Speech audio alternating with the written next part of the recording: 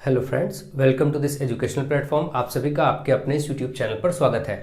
आज के इस वीडियो लेक्चर में हम लोग डीएलएड थर्ड सेमेस्टर के मैथमेटिक्स के कोर्स को आगे बढ़ाते हुए उसमें मॉडल पेपर करेंगे। और मॉडल पेपर्स के पहले आपको ये चीज़ पता है कि सारे डीएलएड थर्ड सेमेस्टर के चैप्टर्स जो मैथमेटिक्स के हैं वो कराए जा चुके हैं। बहुत ही अच्छे से विधिवत आप प्लेलिस्ट देख सकते हैं और वहां पर उनकी तैयारी कर सकते हैं। ठीक है, यहाँ पर आपके सामने कुछ 5 क्वेश्चंस लिखे गए हैं और इनकी प्रैक्टिस हम लोग करेंगे। ठीक है, और ढंग से सीखेंगे। तो ये बहुविकल्पीय प्रकार के प्रश्न हैं, इनको आप करिए, फिर अति लघु और फिर लघु उत्तरीय प्रश्न हम बारी बारी से करेंगे। तो पूरा मॉडल पेपर आपका जैसा एग्जाम होता है वैसा ही बेस्ड होगा। इनको ज्यादा से ज्यादा शेयर करिए, ज्यादा से ज्यादा फ्रेंड्स तक पहुंचाइए। और चलिए अब देखते हैं। तो सबसे पहला क्वेश्चन आपके सामने है। इसमें बोला गया है ए स्क्वायर माइनस 64 अपॉन ए प्लस 8 का सरलतम या निम्नतम रूप क्या है। तो आप देख रहे हैं कि जो ऊपर संख्या लिखी है, ऊपर जो भी दिख रहा है आपको ए स्क्वायर माइनस 64, इसको हम 8 का स्क्वायर लिख सकते हैं 64 का।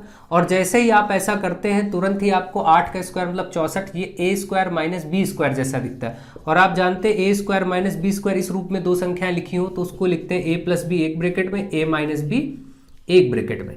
इस फॉर्मूले से आप उसको सॉल्व करते हैं। तो यहां पर अगर आप लिखना चाहें तो लिखेंगे ए प्लस 8 एक बार और a माइनस 8 एक बार, और अपॉन में देखिए a प्लस 8 हाई है, इसको देखिए प्लस प्लस वाले से कट जाएगा क्योंकि यहाँ पर बीच में कोई निशान नहीं होता, गुणा होता है यहाँ पर सूत्र में, इसलिए इसको काट सकते हैं। ठीक है, तो अब आपका बचा ये a माइनस 8, यही बचा। अब आगे ये सॉल्व होगा नहीं, तो ये सरलतम रूप है। आप देखेंगे इसका बी पार्ट में आंसर दिया गया है, तो ये आपका क्वेश्चन लग गया।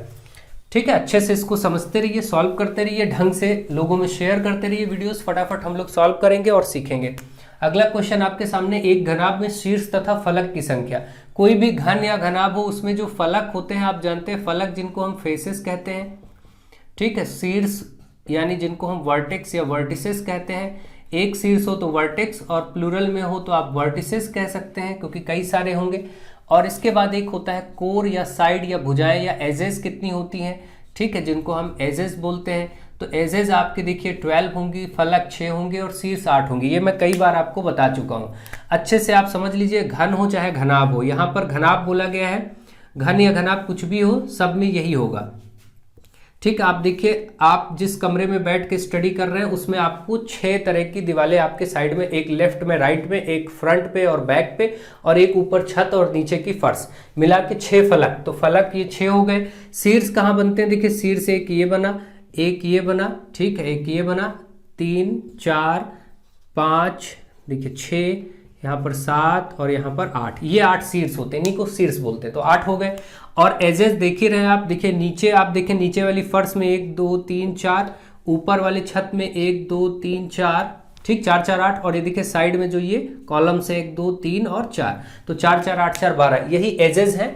ठीक है, तो इस तरीके से आपने देखा कि 6 8 और 12 होते हैं। ठीक है, तो अच्छे से यहाँ आपसे पूछा गया था एक घनाभ में शीर्ष तो 8 है और फलक तो फलक 6 है। इसका मतलब पहले शीर्ष है फिर फलक है, तो 8 और 6 उत्तर होगा। 8 और 6 कहाँ बोला गया है, 8 और 6 सी पार्ट में। देखिए 6 8 मत करिएगा क्योंकि पहले शीर्ष है बाद में फलक है, तो शीर्ष 8 होंगे तो पहले 8 वाला और फिर 6 वाला। इस बात का ध्यान रखिए, जो पहले है उसकी संख्या पहले बताई जाती है। ठीक है, तो ये बात आपको अच्छे से समझ में आ गई होगी और ये क्वेश्चन भी आपको क्लियर हो गया होगा। क्वेश्चन नंबर 3, यहाँ पर बोला गया 3 सही 3/8 का घनमूल निकालने के लिए आप जानते ही हैं ऐसे चिन्ह बनता है।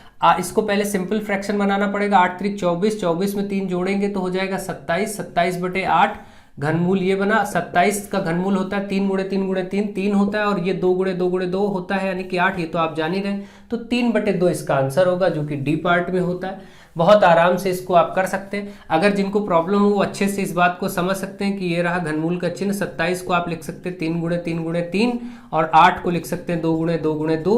अब इसमें 3 3 की ग्रुपिंग की जाती है, तो 3 बार 2 है, 3 बार ये, तो जब 3 3 की ग्रुपिंग हो जाती है तो वो बाहर हो जाता है और वही घनमूल हो जाता है।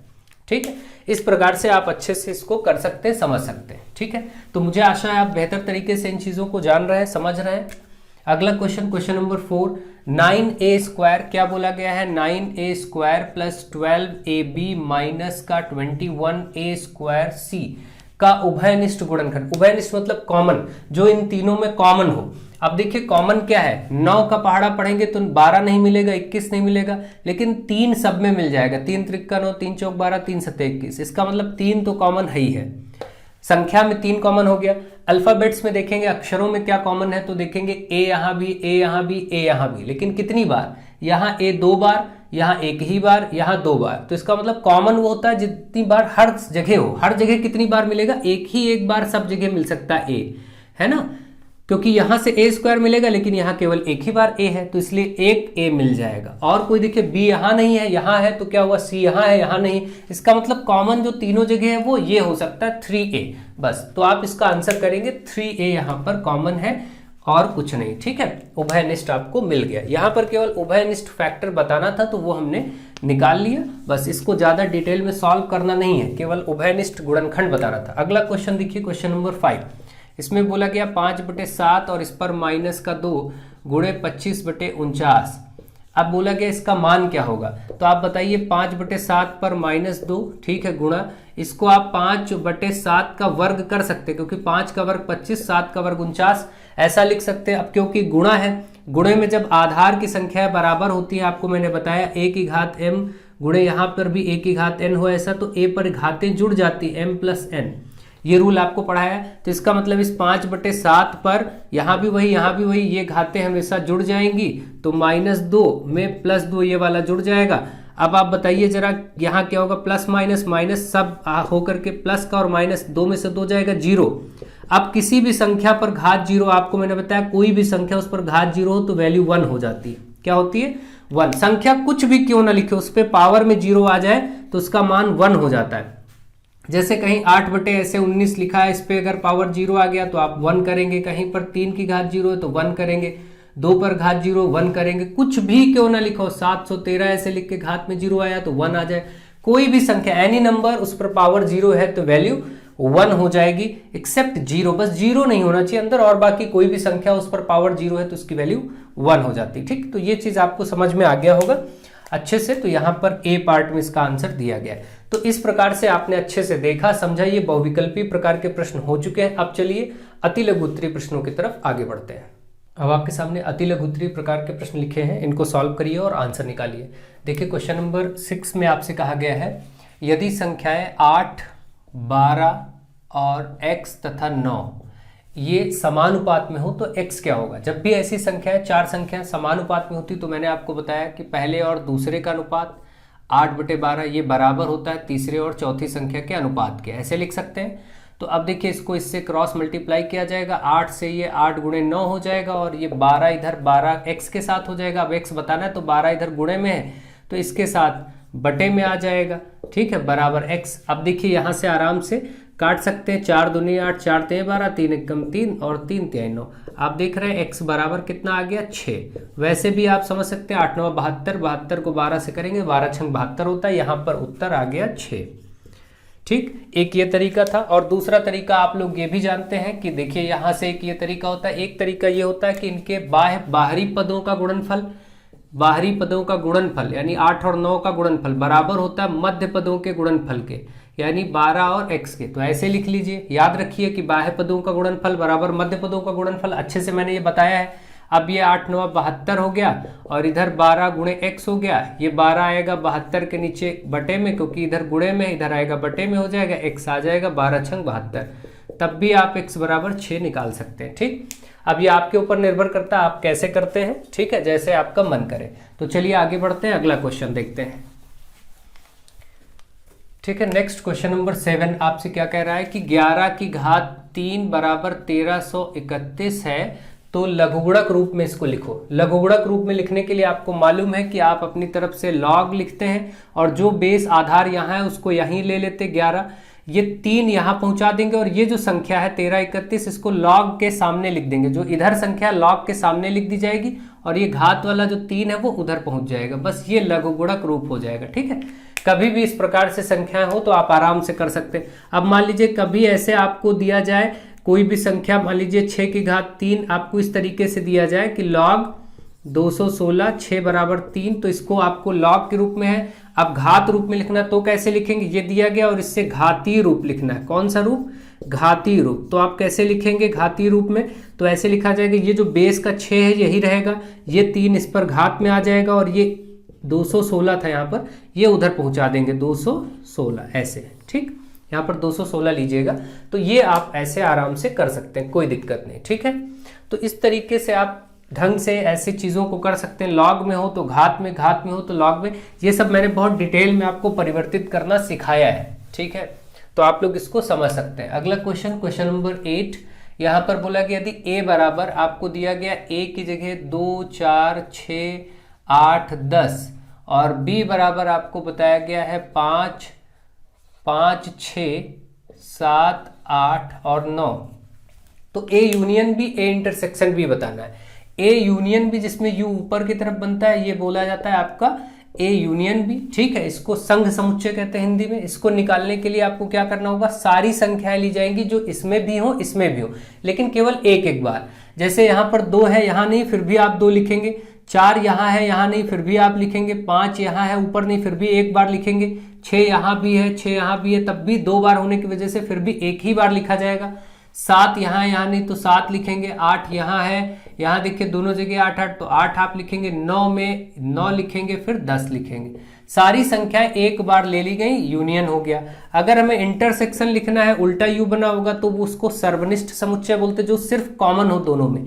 कॉमन क्या था, 6 6 8 8, और कुछ कॉमन नहीं था, तो 6 8 यहाँ पर कॉमन है, इसलिए ये आपका हो गया ए इंटरसेक्शन बी। तो इस प्रकार से आपसे प्रश्न पूछा जाए तो आराम से आप कर लेंगे, कोई टफ नहीं होता, बहुत ही आसान होता है। चलिए आगे बढ़ते हैं, फटाफट और चीजों को करते हैं, ठीक है। नेक्स्ट क्वेश्चन, क्वेश्चन नंबर 9, इसमें बोला गया है आपसे एक वृत्त दिया गया, उसमें x बताना है। वृत्त में जो दिया गया उसमें साफ साफ आपको बोला गया है कि ये आपका केंद्र है और केंद्र से ये पॉइंट A है, यहाँ से इधर आप देख रहे हैं ये B पॉइंट है, इस जगह पर कोई कोण बन रहा है, यहाँ पर C इसको रख लीजिए, चलिए, ठीक है। यहाँ पर x लिखा गया, यहीं पर इस x को बताना है, और ये केंद्र को O बोला गया, यहाँ पर 60। आप सभी जानते हैं बहुत अच्छे से, मैंने आपको डिटेल में समझाया कि यहाँ जो कोण बनता है वो इधर बने कोण का, इस तरफ बने कोण का आधा होता है, ये जो कोण बनता है, और ये पूरा मिला के 360 होता है। किसी केंद्र पर अगर कुछ ऐसे कोण बन रहा है तो पूरा अगर एक वृत्त बनेगा तो 360, उसमें से ये 60 है तो ऊपर ये वाला बचा कितना, 300, क्योंकि पूरा 360 होना चाहिए। तो आप देख रहे हैं यहाँ ऊपर बचा 300, और ये वाला कोण हमेशा इसका आधा होता है। 300 का आधा कितना होगा, 150, तो यहाँ से 150 आंसर हो जाएगा, ठीक। अब इसको लिखेंगे कैसे, आप इसको आराम से लिखना चाहें तो बोलेंगे कि यहाँ पर केंद्र पर बना कोण आपको दिया गया कोण, क्योंकि कोण AOB आपको AOB पहले से दिया गया है 60 डिग्री, ये चीज आपको दिया हुआ है, तो आप बोल देंगे ये दिया है। अब यहीं पर इसका वृहत कोण निकाल लेंगे। वृहत कोण क्या होता है, 360 में घटा करके, 360 में 60 को घटाएंगे आएगा 300 डिग्री, जो कि ये आ गया, ठीक है, ये लिख लेंगे। तो वृहत कोण कौन सा, वृहत कोण होगा नाम उसका भी AOB, लेकिन ये वृहत कोण वाला, तो हम बोलेंगे वृहत कोण AOB। नाम तो यही रहेगा, केंद्र पर जो कोण है नाम वही रहेगा, बस इस AOB का वृहत कोण, बड़ा कोण 300, ये लिख दिया। अब हम क्योंकि जान रहे ये 300 आ गया, तो अब हमें ये कोण ACB बताना था, कोण ACB बताना था, ये आधा होगा इस 300 का, तो इसका आधा कर देंगे, ये कट के आ जाएगा 150 150, ऐसे आप लिख देंगे तो आपको मार्क्स मिल जाएंगे। अच्छे से आपको लिखना आना चाहिए, ठीक है। तो आई थिंक आप इसको समझ गए होंगे कैसे लिखा जाएगा, और वैसे मैंने ये सब डिटेल में बहुत अच्छे से चीज़ें पढ़ा रखी हैं आपको, आप अच्छे से वीडियोस देख सकते हैं सारे। यहाँ पर देखिए, अब आपको डिवाइड करना x+3 से भाग करना है किसको, x² + 8x + 17 में भाग करना है, ठीक। अब अगर भाग देना और भागफल शेषफल लिखना तो क्या होगा, x से x² कैसे आएगा, केवल x बार, 1x, ये 1x से मिलके कितना हो जाएगा x²। अब यही 3 से गुणा होगा, 3 और x का 3x आ जाएगा, है ना, क्योंकि जो चीज ली जाती है दोनों से किया जाता है। x से x² लाना था तो x बार ले गए, x² हो गया, फिर इस 3 से भी इसको किया जाएगा भाग, ये नियम होता है, मैंने आपको पढ़ाया, तो 3x हो जाएगा, ये भी प्लस का ये भी प्लस का, तो प्लस हो जाएगा। अगली स्टेप होती है कि इनके चिन्हों को बदल दीजिए, जो नीचे आया है इनके चिन्ह बदलिए, ये प्लस है माइनस, ये भी प्लस है, इसको भी माइनस कर दिया जाएगा, ये रूल होता है। तो इस तरीके से ये तो कट जाएगा, प्लस का x² माइनस का x²। यहाँ पर देखिए प्लस 8x में 3x जाए घटेगा, क्योंकि अभी माइनस हो गया है, तो 8x में 3x गया तो 5x बचा। अगली संख्या को ऐसे ही कॉपी कर लिया जाता है, उतार लिया जाता है। अब फिर से उसी स्टेप को दोहराएंगे, क्या करेंगे, अब 5x लाना है इसके नीचे ताकि ये कट जाए।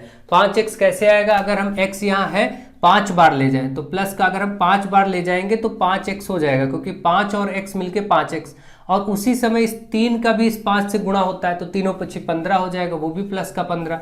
अब आप देखेंगे यहाँ पर ये चीज दोनों प्लस के चिन्हों को बदलना। अगली स्टेप क्या होती है, नीचे के जो संख्या है इसके चिन्ह बदल दीजिए, ये प्लस है तो माइनस, 5x कट गया, 17 में से 15 गया, 2 बचा, क्योंकि प्लस ये था ये माइनस हो चुका है अब तो इसको प्लस नहीं मानेंगे, माइनस हो गया ना, चिन्ह आपने बदल दिया तो 17 में 15 जाएगा, 2 बचेगा, तो ये वाला आपका शेष फल बचा, ये तो आपका आ गया शेष फल, और यहाँ जो लिखा है ये आपका हो गया भागफल। तो इस प्रकार से भागफल और शेषफल आपका दोनों आ गया। उत्तर लिख दीजिए, भागफल बराबर x+5, शेषफल बराबर 2। ठीक है, तो ये भी प्रश्न क्वेश्चन नंबर 10 आपका हो गया। आई थिंक ये आप समझ रहे हैं, अच्छे से सीख रहे हैं।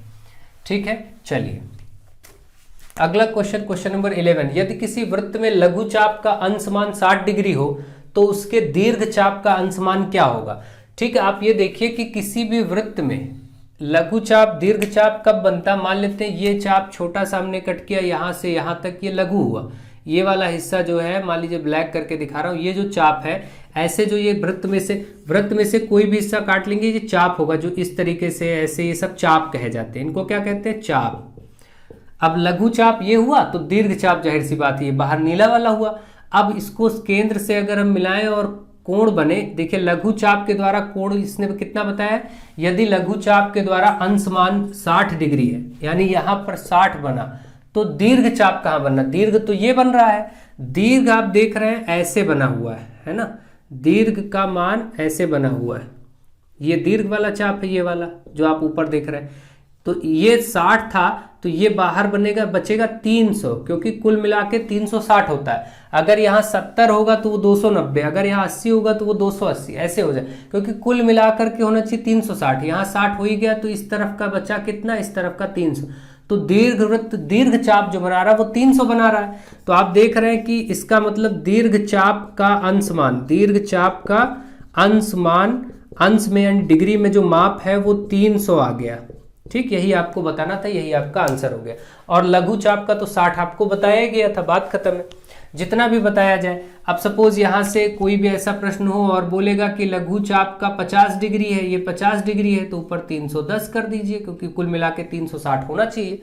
ठीक है, तो ये सब आप आराम से बता सकेंगे, बस इनकी लैंग्वेज भाषा आपको समझ में आए कि लैंग्वेज में ये कहना क्या चाह रहा है। ठीक है, अगर आप इसकी लैंग्वेज को समझ पाते तो कोई दिक्कत नहीं, अच्छे से लघु चाप दीर्घ चाप क्या है चीज़ों को समझेंगे तो आप अच्छे से कर पाएंगे। तो आई होप आपको ये चीज़ें समझ में आई। इसमें 1-2 क्वेश्चन पिछले 2016-17 में पूछे गए थे, उनको भी मैंने ले लिया है।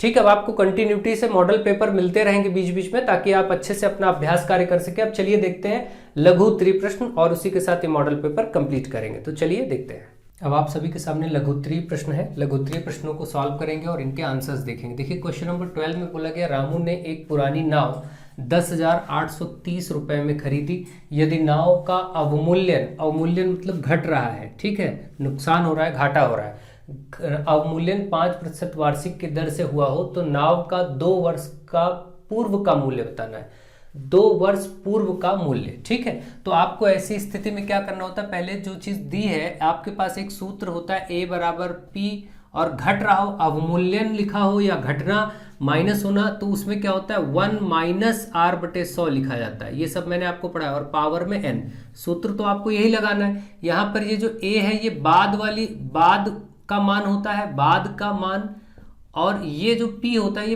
पूर्व, यानी पूर्व कहे या पहले का मान है ना, इतना आपको ध्यान रखना। बाकी R दर है, आप जानते हैं, n समय है, ये सब चीजें आपको मालूम है।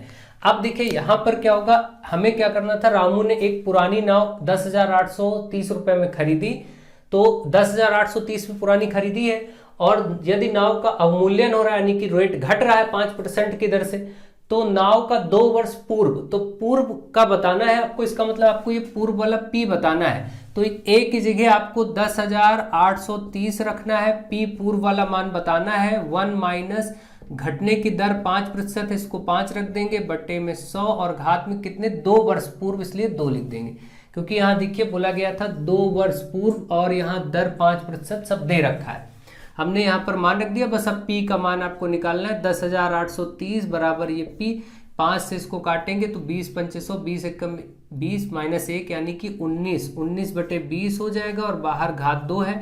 अब आप देखिए P गुणे ये हो जाएगा आपका 19 गुणे 19 बटे 20 गुणे 20, ठीक, और इस तरफ है 10,830, ठीक है।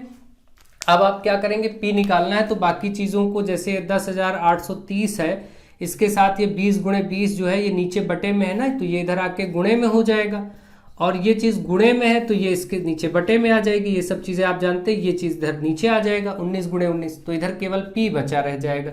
अब आपको इसको सॉल्व करना है और कुछ नहीं, केवल 19 से इसको काटना होगा, 19 से आप इसको काट लेंगे, आराम से ये आंसर निकल आएगा। और 19 से 1083 जरूर कटेगा, ठीक है। जैसे आप 19 को अलग से पहले काट के देख लीजिए, 1083 को ही देख लीजिए, जीरो बाद में ले लेंगे हम, ठीक है। अब देखिए ये आपका जरूर कटेगा हर हाल में।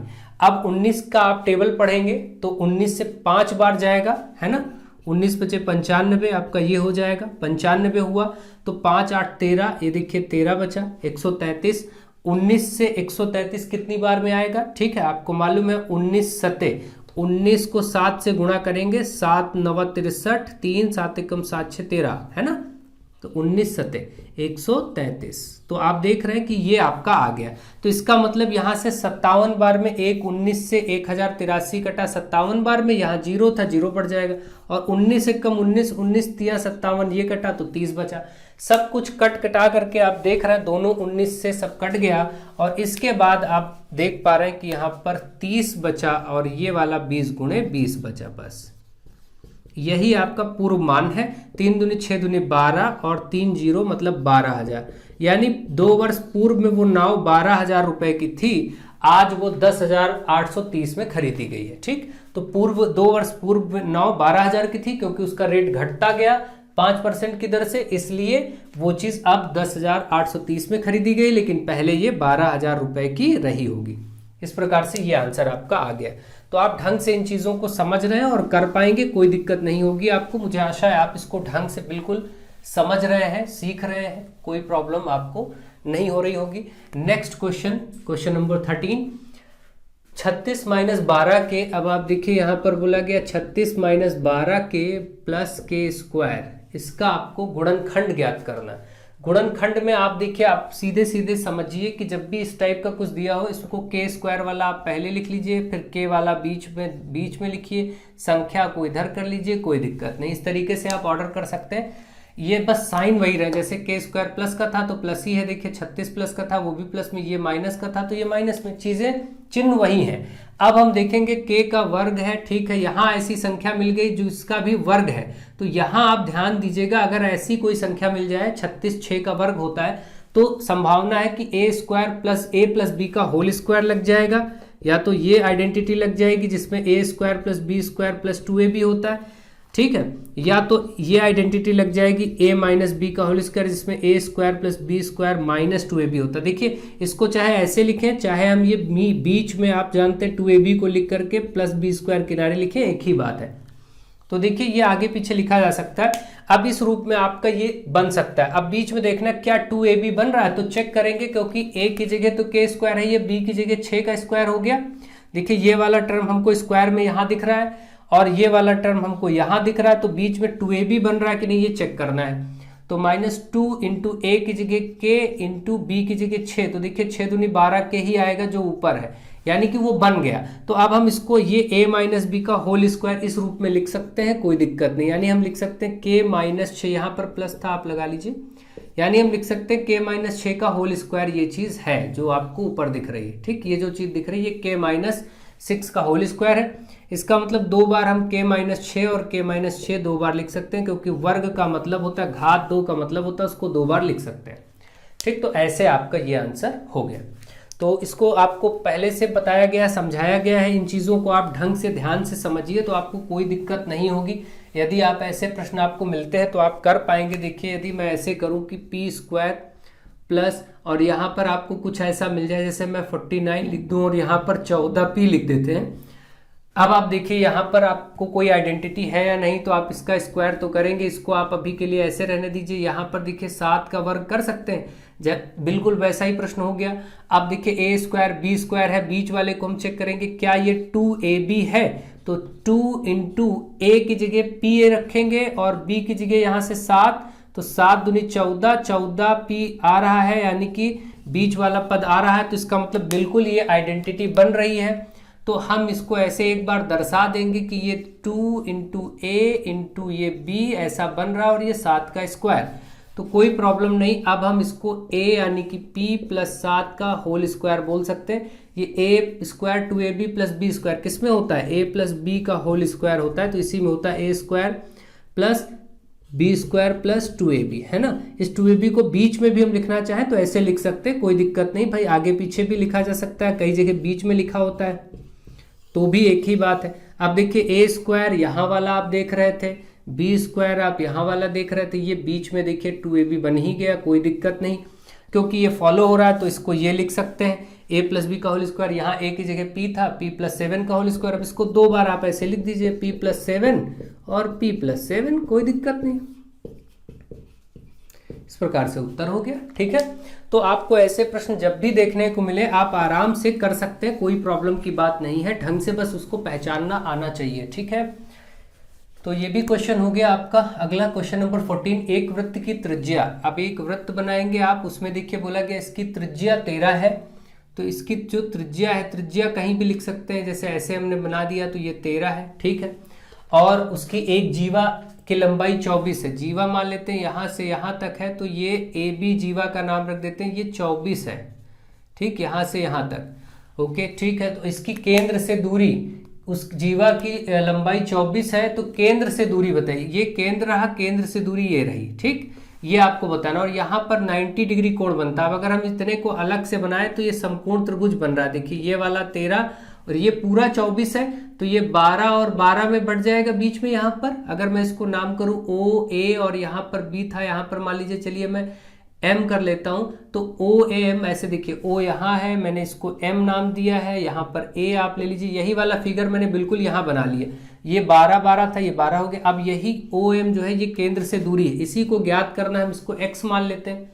आप जानते हैं कि इस बड़ी वाली भुजा को कर्ण कहा जाता है त्रिभुज में, समकोण त्रिभुज में। ये जो 12 है इसको आधार कहते हैं, और ये जो x है यानी ओ एम, इसको लंब रेखा कहते हैं। तो अब आपको पाइथागोरस की प्रमेय मालूम है कि पाइथागोरस का एक नियम होता है, इसको निकालने के लिए कर्ण स्क्वायर बराबर लंब स्क्वायर प्लस आधार का स्क्वायर, ठीक, ये आप पाइथागोरस की प्रमेय मैंने आपको पढ़ाई है। इसमें देखिए यहाँ अगर मैं 13 रख देता हूँ, 13 का वर्ग लंब आपके पास निकालना है आपको, और आधार 12, यहाँ 12 रख दीजिए, इसका स्क्वायर। अब देखिए 13 का वर्ग 169, इस तरफ x स्क्वायर, और 12 का 144, 144 इधर आके 169 से माइनस होगा और बराबर x स्क्वायर। तो अब आप देखेंगे ये माइनस होकर के 25 बचा, तो x स्क्वायर 25 है, तो x बराबर अंडर रूट 25 हो जाएगा, 25 का वर्गमूल 5 हो जाएगा, ठीक है। तो इस प्रकार से इसका उत्तर 5 हो गया। तो आप देखेंगे कि यहाँ पर जो ये मान आपको निकालना था, ये 5 सेंटीमीटर आ जाएगा, क्योंकि ये 12 है, ये 13 है, तो यही आपको बताना था। इस O से M यानी केंद्र से ये दूरी बतानी थी जीवा की, केंद्र से जीवा की दूरी 5 सेंटीमीटर, ठीक है। ये आपका आंसर हो गया।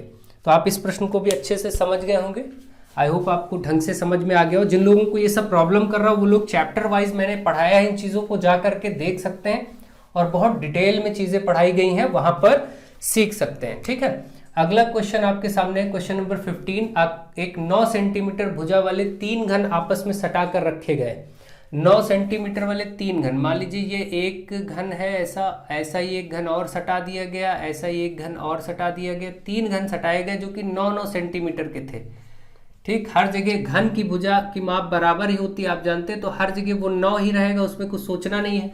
अब आप देख रहे हैं यहाँ पर जो बन रहा है वो घन मिला के घनाभ बन गया।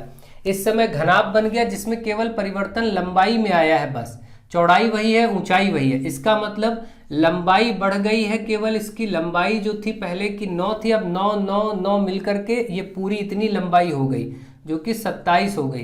तो आप इसको देखें, 9 त्रिक 27 सेंटीमीटर लंबाई हो गई, लेकिन चौड़ाई और ऊंचाई में इसमें कोई परिवर्तन नहीं होता। चौड़ाई अभी भी 9 की 9 ही है, 9 ही है, और ऊंचाई भी अभी भी, हाइट भी 9 की 9 ही है। ये आपके सामने हो गया ऊंचाई और चौड़ाई और लंबाई। अब बस इसमें आपको बोला गया था पार्श्वीय पृष्ठ का क्षेत्रफल, पार्श्वीय पृष्ठ, और आप जानते हैं पार्श्व पृष्ठ यानी लैटरल सरफेस एरिया जिसको बोलते हैं इंग्लिश में। पार्श्व पृष्ठ किसी भी घनाभ का क्या होता है, 2l + b फॉर्मूला होता है 2L plus B into H, यानी 2 गुणे लंबाई प्लस चौड़ाई गुणे ऊंचाई। बस इसी में मान रखना है, 2 गुणे लंबाई, यहाँ गुणा होता है लंबाई प्लस चौड़ाई 27 प्लस 9 और गुणे 9। 2 गुणे 27 और 9 कितना, 27 3 30 6 36 है ना, 36 और गुणे 9। अब देखिए 36 दुना हो जाएगा 72, 72 गुणे 9 जब करेंगे 9 दूनी 18 के 8, 9 सते 63, 63 एक 64, 9 दूनी 18 के 8 एक हासिल, 9 सते 63 एक 64, 648 सेंटीमीटर स्क्वायर। ये आपका हो गया पार्श्वी पृष्ठ, ठीक है, 648, जो कि आपका देखिए पार्श्वी पृष्ठ पूछा गया था। इस तरीके से आंसर आ गया। तो आप ढंग से इसको कर सकते हैं, अगर आप ध्यान से समझेंगे सीखेंगे तो कर पाएंगे।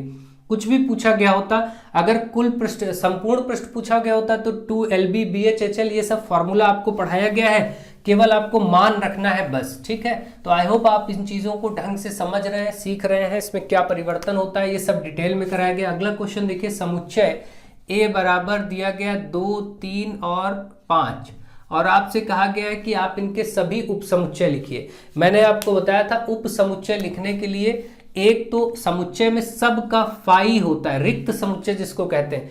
जैसे हर एक संख्या के साथ 7 में गुणे 1 होता है, कोई भी संख्या 8 लिखी तो गुणे 1 आप अपने आप ले सकते हैं ना, ये सब चीजें कॉमन सी बात। उसी तरीके से समुच्चय में प्रत्येक समुच्चय का एक उप समुच्चय ये होता ही है, फिक्स है, जिसको रिक्त समुच्चय कहा जाता है। इस फाई को क्या कहा जाता है, रिक्त समुच्चय। इसका कुछ मान नहीं होता, लेकिन ये सबके साथ लगा होता है समुच्चय में, तो इसलिए इसको तो सबसे पहले लिखेंगे। फिर इन सभी एलिमेंट को आप एक बार दो को अलग करके लिखेंगे एक एक करके, और फिर 3 को अलग ब्रैकेट में लिखेंगे, ऐसे 5 को अलग लिखेंगे। ये हो गए सारे एलिमेंट्स आपको लिखने हैं। अब देखिए आगे क्या करेंगे, अब 2 के साथ 3 का जोड़ा बनाएंगे, 2 के साथ 3 का एक जोड़ा बन सकता है, और 2 के ही साथ 5 भी एक जोड़ा बन सकता है, ठीक। अब और कोई तो 2 2 का बन नहीं सकता। अब देखिए और क्या होगा, फिर इन तीनों को हम लिख सकते हैं, ठीक। अब देखिए 3 के साथ क्या जोड़ा बनेगा, 2 के साथ 3, 2 के साथ 5, फिर 3 के साथ ऐसे ही 3 के साथ भी 5 का बनेगा, ठीक। लेकिन 3 के साथ 2 का नहीं बनेगा, क्योंकि 3 के साथ 2 करेंगे तो यहाँ 2 3 आ चुका है, वही पलट के नहीं लिखा जा सकता। तो 3 के साथ केवल 5 बनेगा, और अब एक फाइनल तीनों को एक साथ लिख देंगे बस। आप देखिए 1 2 3 4 5 6 7 8 उप समुच्चय होंगे, है ना। और ये आपको मालूम भी होना चाहिए कि इसमें जितने अवयव हो, जैसे 1 2 3 एलिमेंट है तो 3 है, तो 2 की घात n अगर आप कर देते हैं इस सूत्र से उप समुच्चय की संख्या भी आ जाती है। 2 की घात n क्या है, n जितने इसमें एलिमेंट है, 3 एलिमेंट है 3 करेंगे, 2 की घात 3 का मतलब ऐसे आप गुणा करेंगे तो 8। अवयवों की संख्या पूछे जाए तो 2 की घात n फॉर्मूले से आप निकाल सकते हो। उप समुच्चयों की संख्या अगर पूछे गया होता तो हम केवल इससे रखते मान और निकाल देते, ठीक।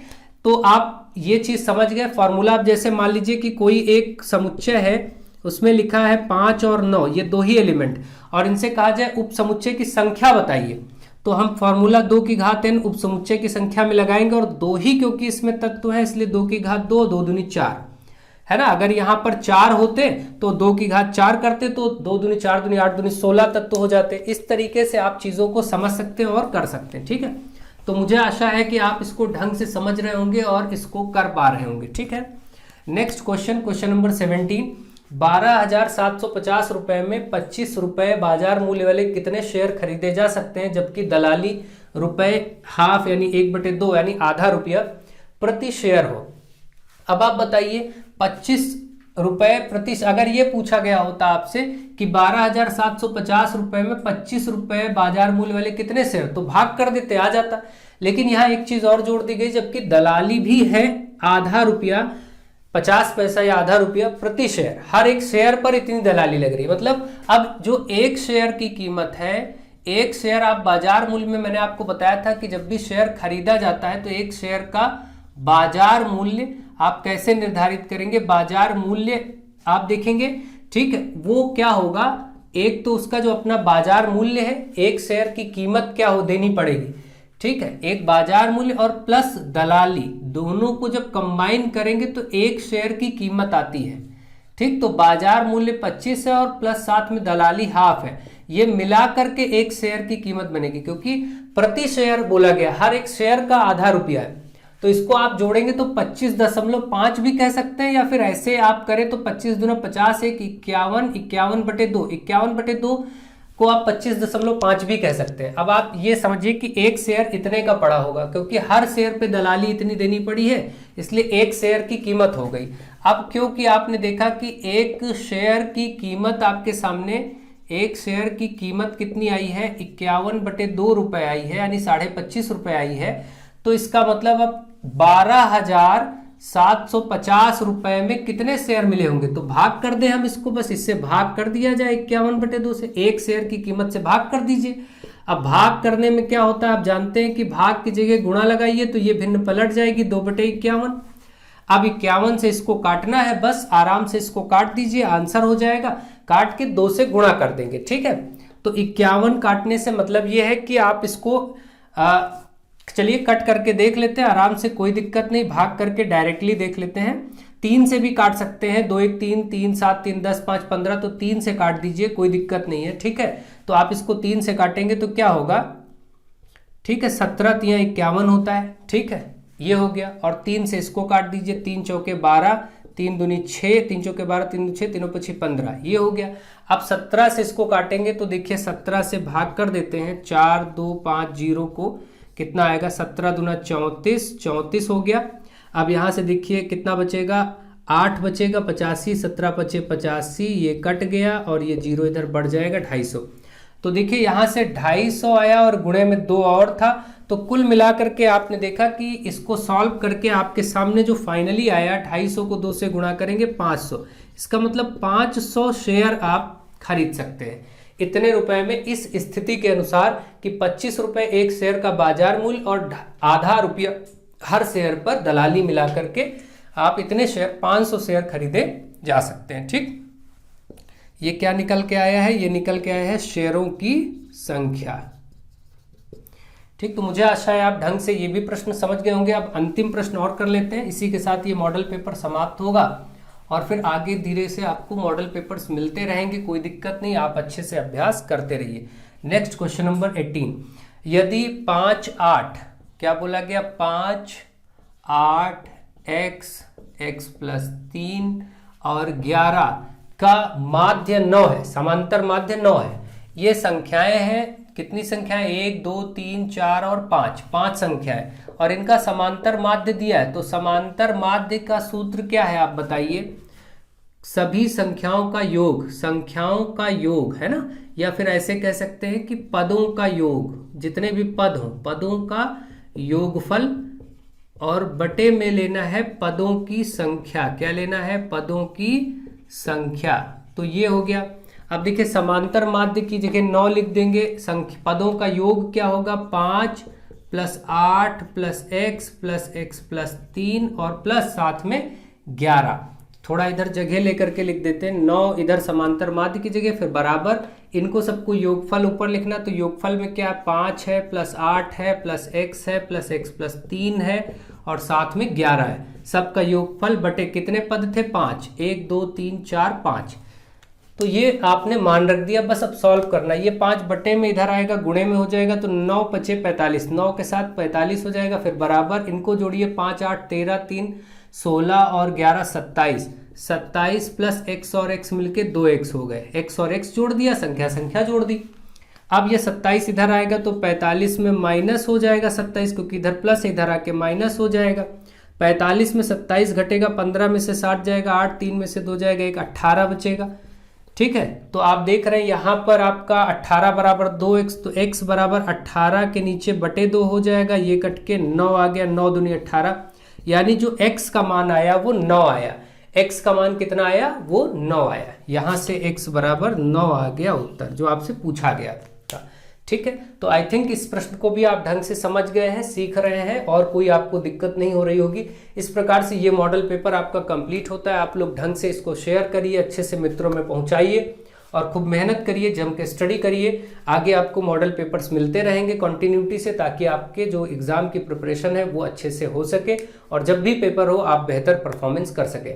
सो आप लोग पढ़ने पर ध्यान दीजिए, इधर उधर की बातों पर ध्यान मत दीजिए, क्या होगा क्या नहीं होगा, कब पेपर होगा, इस पर फोकस मत करिए ज़्यादा। Focus on your study only and share this video as much as you can. So आप सब अच्छे से वीडियोज़ को शेयर करिए। So thank you to all of you.